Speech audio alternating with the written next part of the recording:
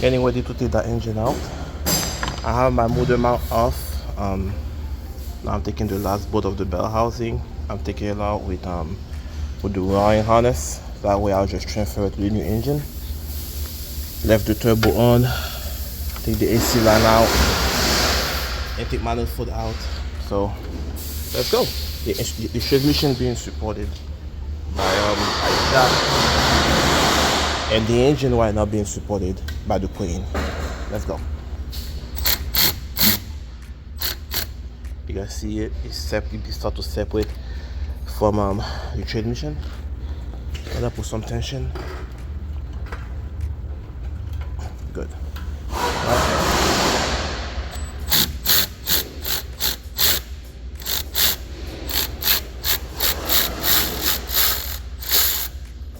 Good. All right. Bolt out.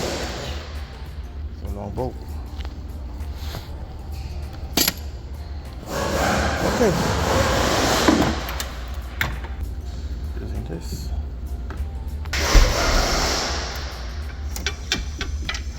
Pretty much loose here. And do the same thing over there.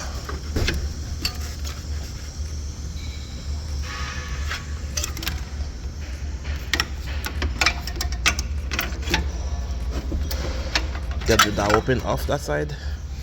The door open is off on the other side. There it is. Same thing on the other side. In case you guys know, I'm replacing this engine for low compression, bad compression. So it's pretty much loose. Let's pick it up.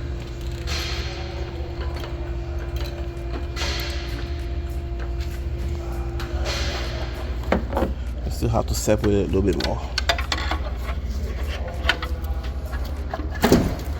Good. It's completely out. The torque converter. Right.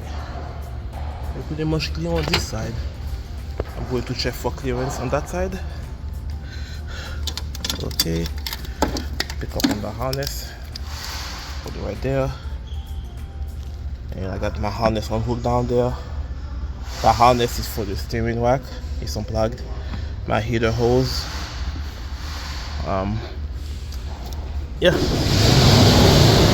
pretty much ready. One minor problem: the torque converter keep getting stuck on the flywheel. Because of the center of it, the torque converter is a little bit crooked in there.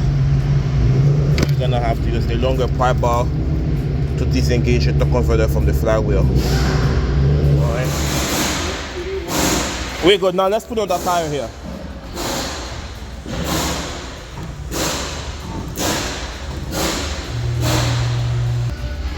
So what we're gonna do, we're gonna end up removing the torque converter out. We replace the seal on the transmission side, so it doesn't leak. Because it leak, all the torque converter fluid out.